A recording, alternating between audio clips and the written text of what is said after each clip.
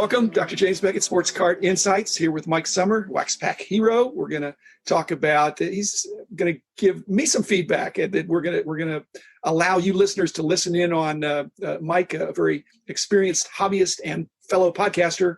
I don't know that he's critiquing, but he wants to go back and forth with some of the topics that I've dealt with, but I don't have the last word. We're going to talk about some of the financial aspects of the hobby that he wants to go a little deeper on. So thanks, Mike. But thanks, sponsors: Topps Panini Upper Deck, Mike's Stadium Sports Cards, Burbank Sports Cards, Beckett Media, Beckett Grading, Beckett Authentication, ComC.com, Heritage Auctions, and Huggins & Scott Auctions. So yeah, I did it in a slightly different order that time.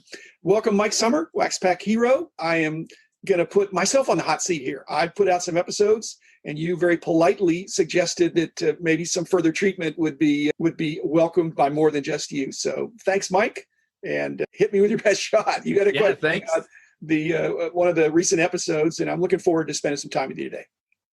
Thanks. I appreciate you having me back on. It's always good to chat. And yeah, there's a few of the topics that have come up over some of the episodes I thought maybe warranted a little deeper conversation. Not so much that I disagree or have different thoughts, but things that I thought maybe it would be good to expand on just a little bit. And the first couple are maybe a little more financial related when it comes to financial topics in the hobby. And recently you talked and touched on cash flow positive and whether or not we need to be cash flow positive when it comes to our collecting or our buying and selling. And it seemed like the general thought was maybe not, and it depended on the time frame. And I wanted to touch just a little bit more on that. And I think what you said makes a lot of sense. And I would suggest people go back and look at that. But one of the things that I wanted to touch on is, would you ever suggest someone use debt as a part of extending that time frame to get to break even or to get to cash flow positive?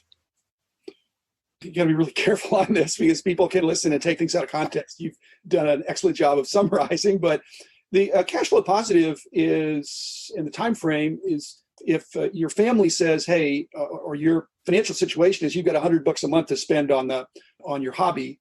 By cash flow positive, I'm not saying that you have to make. You could spend that $100 and put it away, and that's not that to me. That's cash flow neutral. Above and beyond what you've already allocated. So you're saying, okay, you've done that for this 1 month. You've spent your $100 that is in the budget, family budget, and all that stuff. And then all of a sudden, a collection pops up, and the collection is worth $1,000. If the collection you were going to buy it for $100, do that. You wouldn't go into debt to buy a $1,000 collection for $900 or $800 or $700, even $500. I would not be interested in doubling, even doubling my money to me is not good enough to borrow money to put it on my credit card, because credit card, that interest comes fast. But I believe that there are deals out there, not so much brand new stuff, but pick and a poke kinds of things, which I think you have seen, that if there's a collection that is a really good deal and you've checked it out and you're buying for 10 cents on the dollar, and you have the ability, because you've also mentioned the time value, you have the ability to get that $100 back. If you spent $100 for a $1,000 collection and that was borrowed money, you ought to be able to see that you could get that paid off within a month. If you can't, well, now you got long-term debt in the hobby. I don't like that.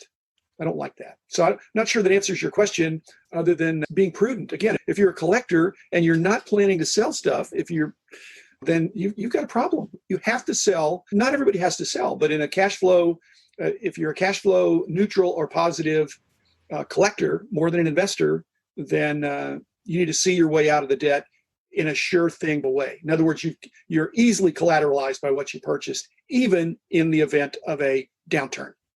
Yeah, I think that makes a lot of sense. The thing that concerns me is sometimes I run into other collectors who rationalize something as too good of a deal to pass up. And so they're going to go into debt to do it when it's not necessarily a sure thing that they're going to be able to get that money back and pay off that debt. And to me, that's a different level of risk and a different level of financial commitment than using savings or cash to be able to purchase some of those types of things.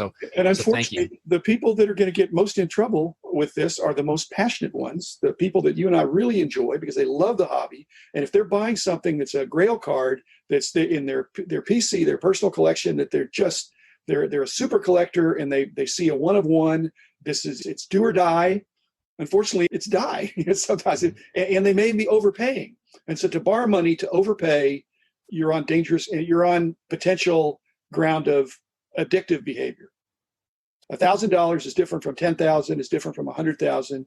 And as you pointed out in your comments to me about the millionaire next door, if you're a millionaire, then spending $1,000 on cards is not a big deal. If you're a billionaire, spending $1 million is not a big deal, as we found out. But if you're a thousandaire, if you're not the millionaire next door, and you need to be careful. And what you've pointed out, and the books point out, that many times millionaires are slow and steady and make prudent decisions that accumulate over a lifetime that generate a net worth of $1 million, which is wonderful. Yeah, and that's one of the other things that I thought we could touch on is you had touched on or alluded to some of the common traits of millionaires that were in that book, A Millionaire Next Door, or maybe questioning a little bit if that's still the case today when we see some people flaunting some things and flaunting whether it's personal items or cards even. And I wanted to touch a little bit too on, I think there are a lot of those characteristics that still maintain their truth today, as far as that slow and steady approach, people living below their means, avoiding debt whenever possible, and some of those types of things. I was just curious if you had done much additional reading or conversation about some of those other characteristics of people who might be well-to-do or might be millionaires, and see if there are things that apply to the hobby that are similar characteristics in the things that you've experienced.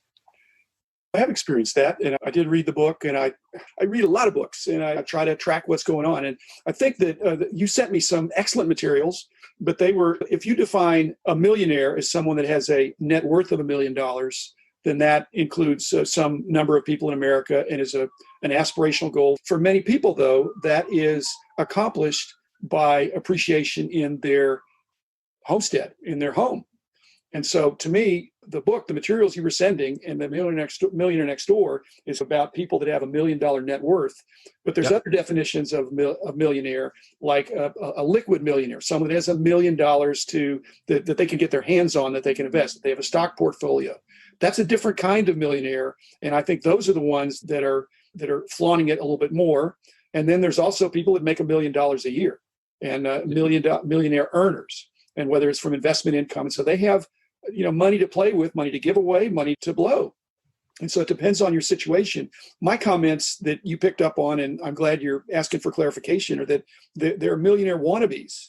It's millionaire, in some cases, apparently it must work, that if you fake it till you make it, if you act like a millionaire, I don't get that, but perhaps that works some of the time. Not recommended, but there's this conspicuous consumption, sometimes in the hobby, by acting like you're a player, then people then perhaps go to you and think, this guy's a player. I've got this big card, and maybe that works. In a rising market, that's the problem, Mike. In a rising market, we can all look really smart because everything's gone up in the last 6 months. Touching on that rising market idea, you've mentioned several times about the idea of the industry being a balloon, and that we ideally would like to see some air let out of the balloon versus the balloon popping. And I was curious to know a little bit more about what would that look like to you? What would it look like for air to be let out of the balloon? The best way I could say that is if tomorrow, and I don't want to speak this into being, but cards went up 10% last month, let's just say, if next month they went down 10%, what would that mean? That could actually be air let out of the balloon, because depending on what cards are offered for sale at 10% less than they were last month, there are collectors out there that are not even millionaire collectors, but collectors who are ready to pounce if something they want is down 10%. The problem, that's to me letting air out of the balloon. If the next month cards go down another 10%, there are still collectors out there ready to pounce, not on everything, but on the things that they want. The problem with the balloon popping is if you have a big decline and things become unsaleable. That's the problem. But if it's sitting in your collection, if you put it out there on eBay or some other place to sell it, and it gets either no bids or bids way below a reasonable reserve in your mind, that will freak people out. But if you have gone up 100% in the last 6 months, if they went down 50%, which can't go down 100%, if they go down 50% to go back to where they were, the stock market does it all the time, and people don't freak out because it can't be just supply and demand. There has to be demand at that price. And if the price goes down, a little bit. Again, some of these cards, people are ready to pounce right now if cards go down. To me, that's letting air out of the balloon. If all the cards come up for sale at the same time, then there's not 23 people out there that want to spend $1.8 million on a LeBron James card, no matter how nice it is, that are all going to want their own copy of that number to 23 card if they all came out at the same time.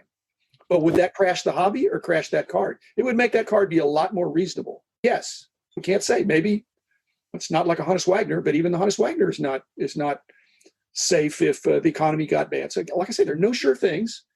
Part of where I was wondering with that letting the air out of the balloon even comes from that level of demand. We've seen a lot of new entrants come into the hobby over the last couple of years, some people returning who collected as kids. And so I think some of that increased price is a result of the increased demand that we've seen. And I was wondering if part of the fear that some people have is that some of these new people who are into collecting now are going to have a mass exodus and lose interest really fast too. And I was just, part of that conversation about letting air out of the balloon, part of it for me was also is that a slow removal of certain people who have entered the hobby or not?